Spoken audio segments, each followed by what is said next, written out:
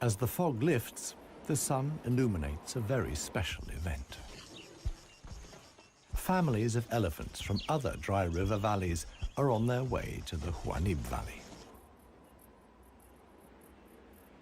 They're following the calls of their relatives, which they pick up via the soles of their feet, as via a stethoscope. More and more elephants join Clarissa's family. Some of the animals haven't seen each other for years and exchange affectionate greetings. Jappy and his brother are also aware of the arrival of the females. When it comes to attracting a cow, in a flash, companions become rivals. Once upon a time, one tusk was also aroused by all the excitement. Today, it no longer has any significance for him. He wouldn't be able to deal with confrontations with other bulls.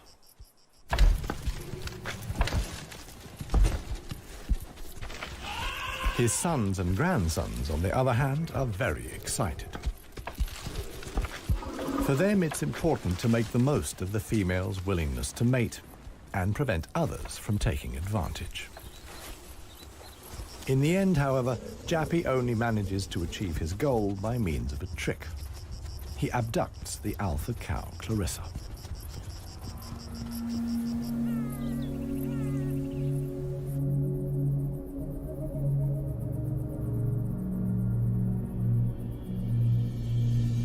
While many of the inhabitants of the valley spend the night hours asleep, this is the time of the real desert dwellers. The Namib sand gecko is only active at night. In the darkness, the little predator looks for crickets and spiders.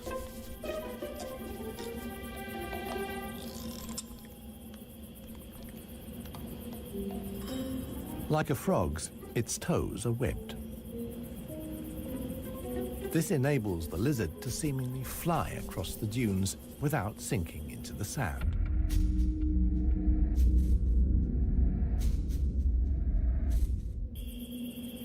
But it also needs to be on the lookout.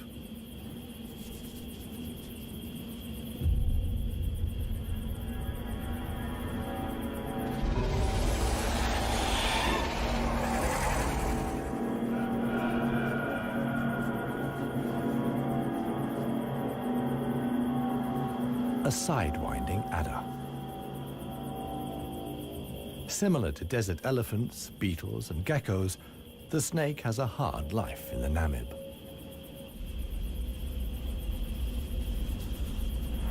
It has to hunt successfully to survive.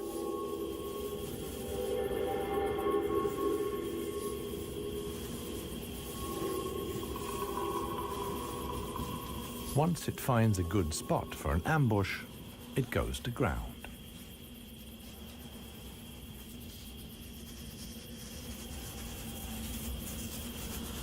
The snake is a predator that lies in wait for its prey, relying completely on its camouflage.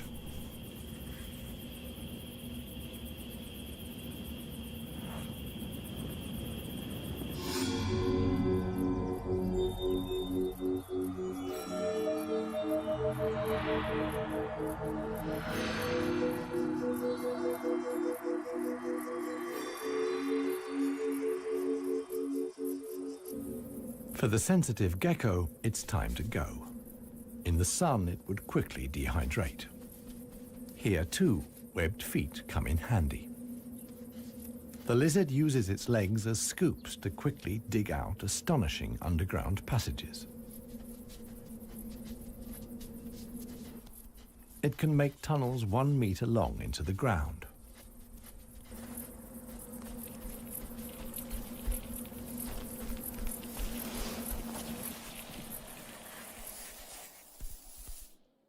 Here, it's safe.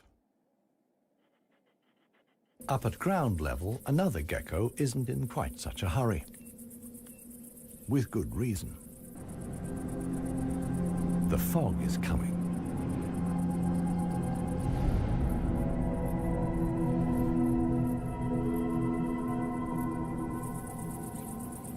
The lizard's large, mirror-like eye surfaces allow the fog to condense here. At last, water.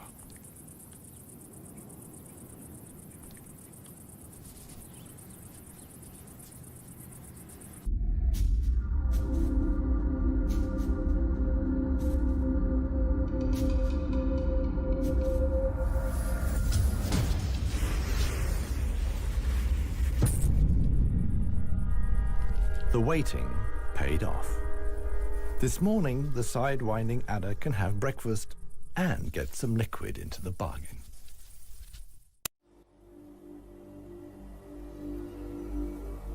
The Namibian winter is coming to an end, and with it, the mild climate brought by the fog. Relentless heat descends on the Huanib Valley. 40 degrees Celsius in the shade. This is approaching the limit for even Clarissa's family.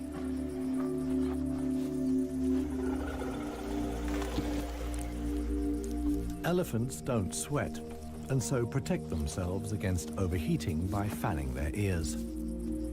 But it seems too hot, even for that. The heat is hard to bear for all the animals, but for the youngest, the sun can be lethal. Maya is really suffering.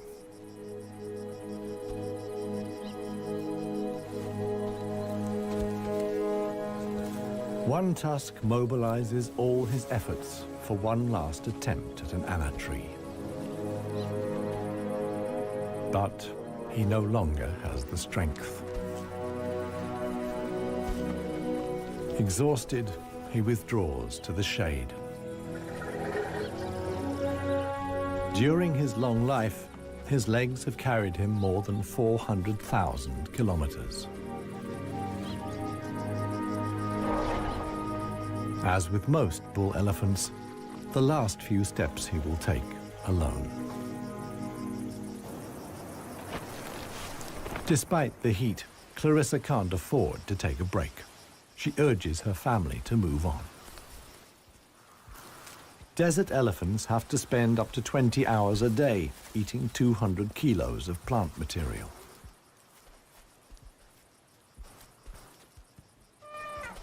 As tiring as that may be, Clarissa's family have no choice.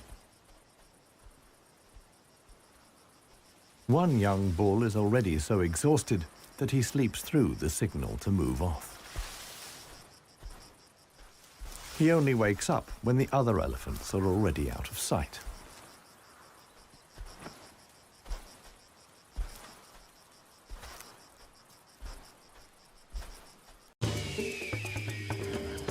This show was created for you and your family to watch together. Welcome to Nat Geo Wild. It finally dawns on him that he really is all alone. Clarissa and the rest of the family have noticed his absence. The animals try to locate each other via smell using their trunks, which are extraordinarily sensitive.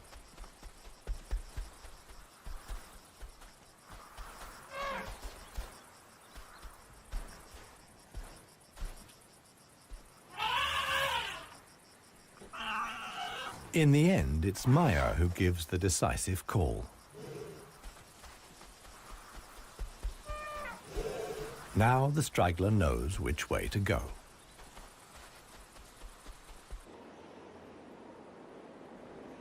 The extremely dry period shows no sign of coming to an end. 1 week later, the heat and the elephants have combined to decimate the plant life in the Huanib Valley. Vultures take up positions on the trees on the edge of the valley. Their time will come when the other animals can find nothing more to eat.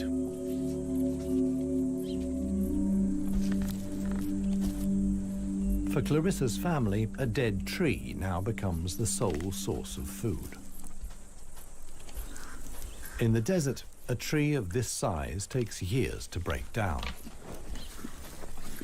And it's the elephants that turn it into food again for the other animals. They themselves only use 60% of what they eat. The rest they excrete undigested. In this way, they distribute seeds, like those of the anna tree. Some animals, like the helmeted guinea fowl, take the majority of their food from what the elephants deposit. In times of scarcity, even the Huanib Valley baboons look for something edible in the elephant's dung.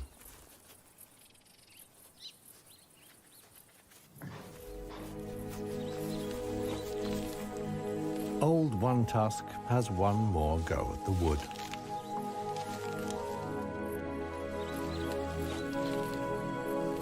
But elephant molars only grow back 6 times. One Tusk's teeth are worn out, and his attempt to eat wood the way he used to is doomed to failure. In other parts of Africa, older elephants seek out swamps where they can live for a while longer on softer leaves. Here, there is no such possibility.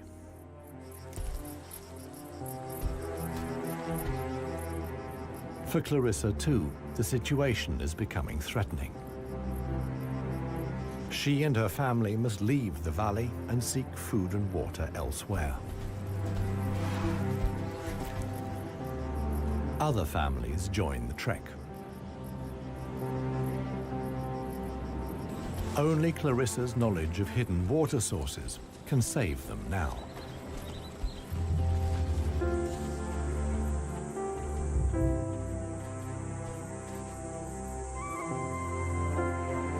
Scarcely any animals are left in the valley.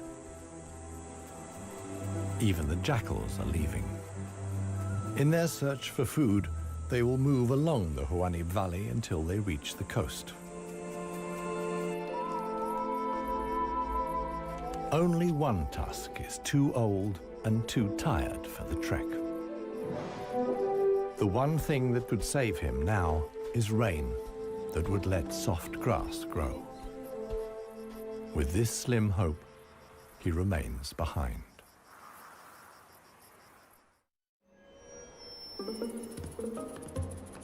The Namib desert beetle is also looking for something to eat.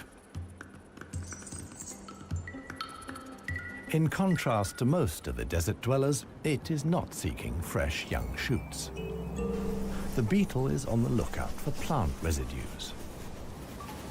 The unceasing wind is a help. It sweeps fragments of plant life together in valleys and hollows between the dunes. Mostly it's just a few bits of leaf.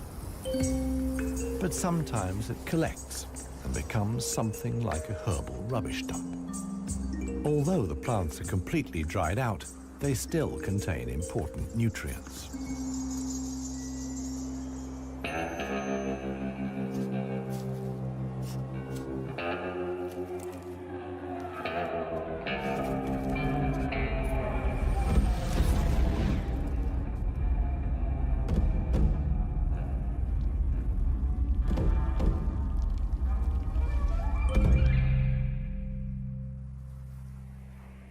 The Namakwa chameleon is one of the most dangerous hunters in the Namib Desert. For desert beetles, at any rate. But the beetles don't usually make it quite so easy.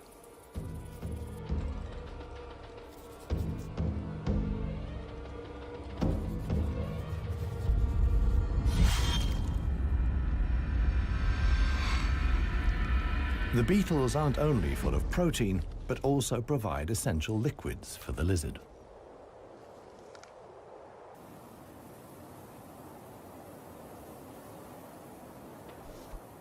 Namakwa chameleons are the biggest reptiles the Namib can support. In contrast to the mammals, they can't undertake long migrations to look for food and water. Similar to the Huanib, a river once flowed here. Along its banks, animals like chameleons penetrated deep into the desert.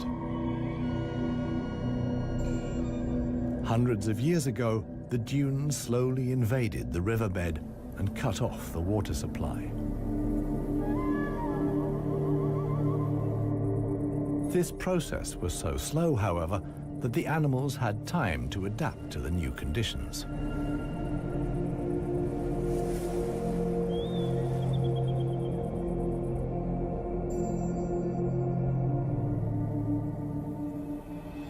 The mammals didn't need such a long period of adaptation. Their ability to migrate over long distances enabled them to conquer the desert much more quickly. The pair of jackals will soon reach the coast.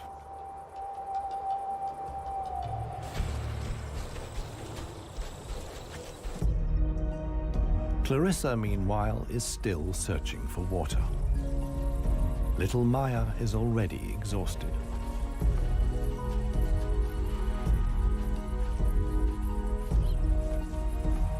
The group has to keep stopping. The animals are reaching the limits of their strength. Clarissa can produce less and less milk for her daughter. Suddenly, a commotion as Maya sinks to her knees. But Clarissa urges her offspring onwards. It is their only chance.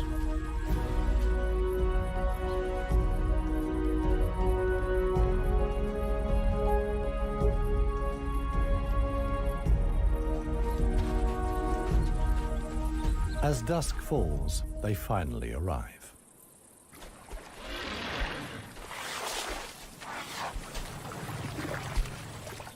Thanks to Clarissa's knowledge, there's something to drink at last.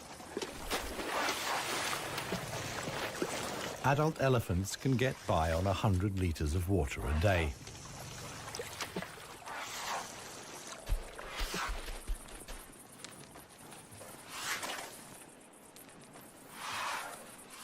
The subsequent dust bath serves to protect the elephant's skin from the relentless sun.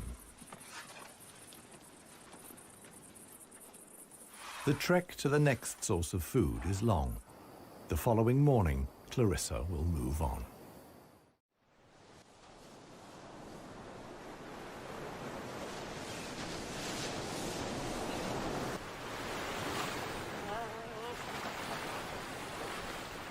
The jackals have finally reached the sea and move southwards along the coast.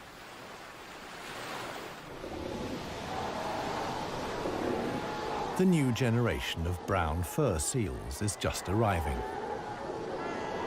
Many of the mother animals are heavily pregnant. This young mother hasn't long to go.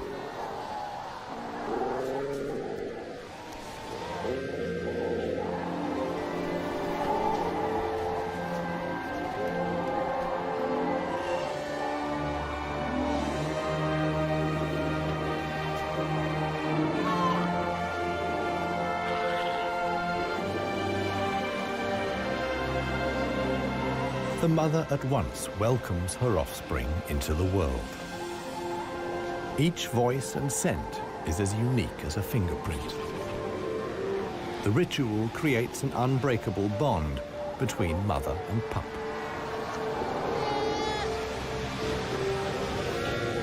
Directly after the birth, the pup has to be suckled.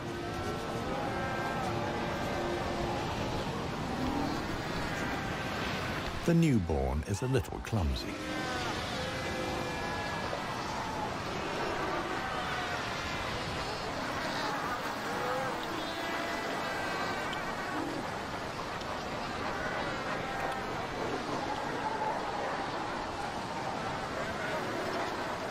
The young mother is not alone. Tens of thousands of other females have also given birth. Space is at a premium in the colony. A risky situation for the babies.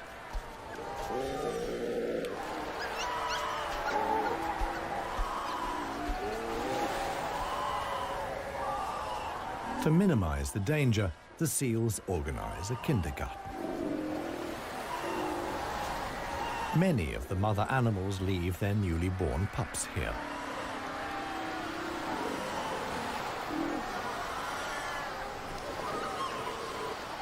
The nursery not only offers the young pups protection, but also makes it easier to find them later.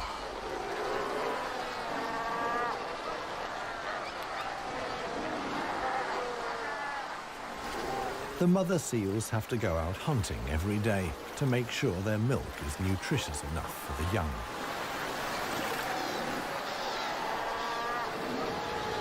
But when choosing the location of the kindergarten, they forgot about the tide.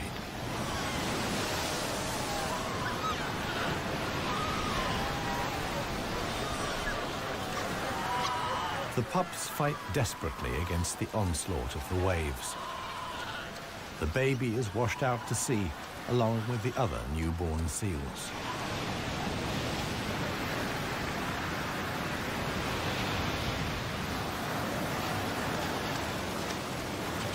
Seal pups can swim, but they don't have the protective layer of fat of adult animals. The pup fights for survival. Another is slowly but surely losing the battle. Within a few minutes, the pups are so exhausted that they can no longer keep their heads above water and drown.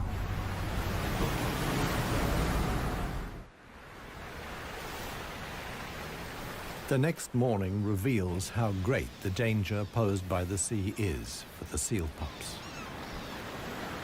The shore is full of little corpses, washed up by the tide.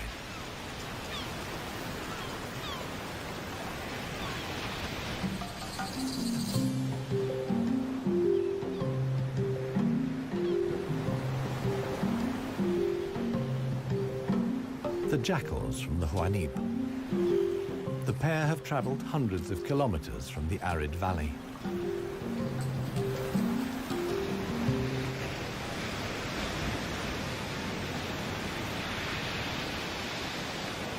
The seal colony is now their only chance of food. Jackals aren't choosy. For them, eating carrion is nothing unusual.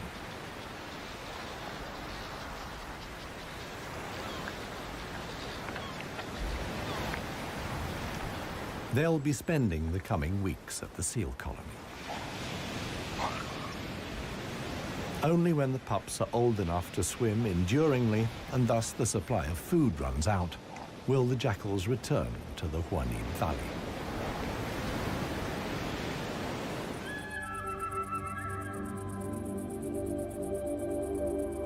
It's not only the jackals that undertake such long treks. The other inhabitants of the Huanib have a long way to go.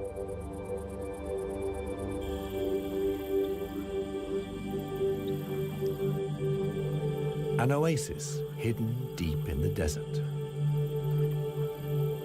Oasis.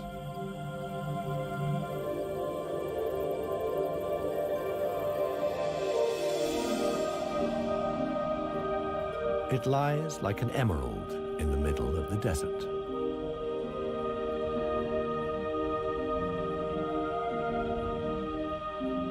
A thin band of loose vegetation lines the watering hole.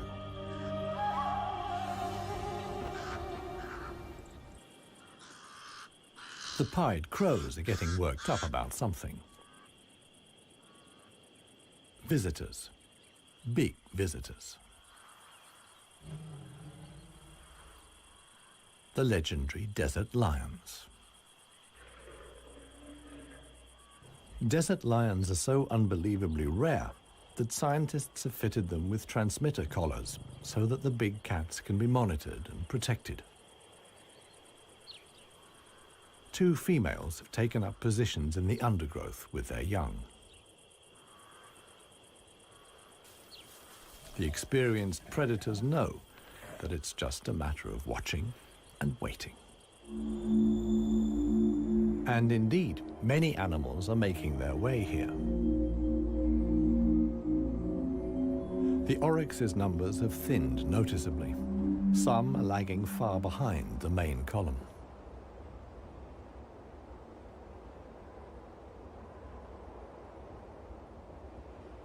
After more than 10 days' trek, the first animals finally reach the source. Cautiously, they approach the steep bank. They're in danger of sinking into the soft ground.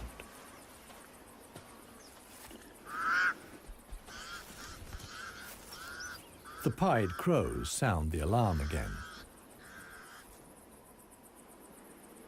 The lioness's patience has been rewarded. They've caught one of the stragglers.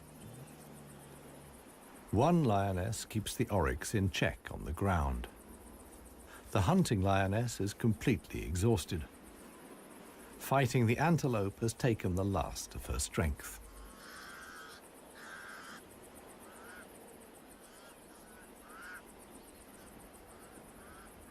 She drags herself back to the bushes to get her cubs.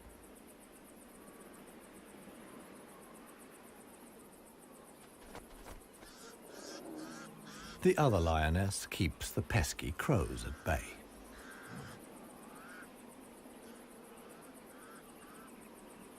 Luckily for the huntress, the cubs quickly grasp the situation. They can hardly wait to get their teeth into some fresh food. All the animals here are fighting for survival. The lionesses won this round. They've enough food now to last the coming weeks.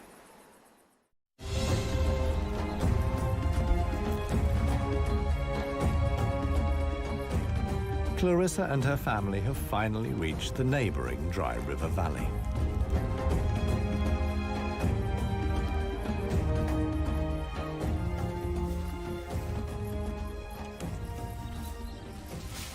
The experienced cow knew instinctively that in times of drought, there was some precious greenery here to feed on. The exhausted animals can at last fill their stomachs again.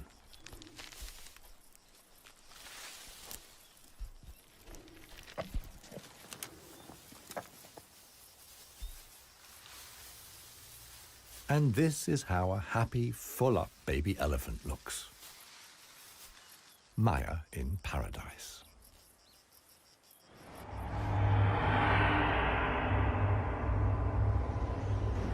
A strong wind blows in from the coast, and sandstorms form in the hinterland.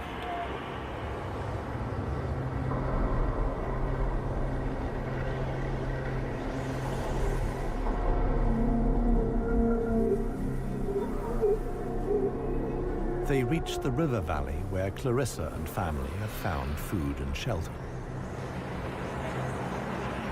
Sandstorms like these are the harbingers of heavy rain. Experienced elephant cows like Clarissa know what that means. As soon as it rains, the dry river valleys will be turned into raging torrents that wash away anything in their path. Imminent danger for the family of elephants. Time to move on again. Now the safest place to be is outside the valleys. How right Clarissa was can be seen the following day. Water in the dry river valley. Only every 10 years or so is the rain strong enough for the flood wave to reach the sea.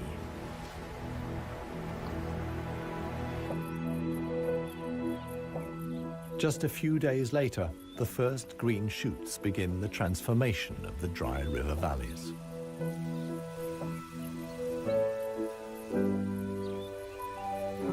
The Huanib Valley, too, is bursting with new life as the first exiles return.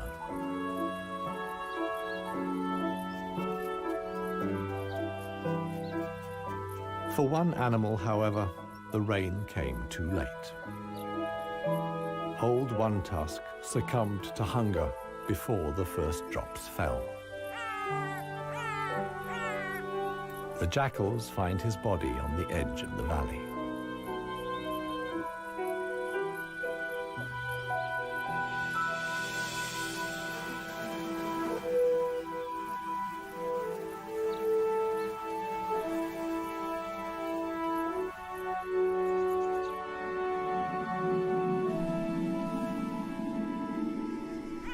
The jackals don't approach the body until evening. And thus, the circle of life is complete. The next morning, long unheard calls echo through the valley.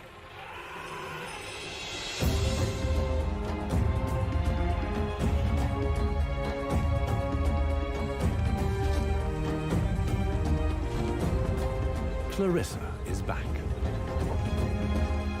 Her family survived the floods unscathed. Maya, too, is thriving. At last, the newly greened Huanib Valley comes into view.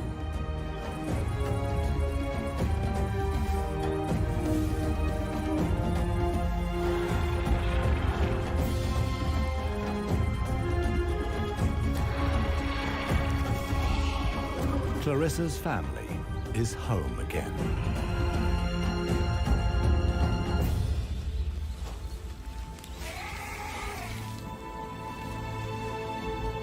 Jappy will pass on the genes of his father, One Tusk, and with them, his strength and intelligence. Clarissa is pregnant with his baby.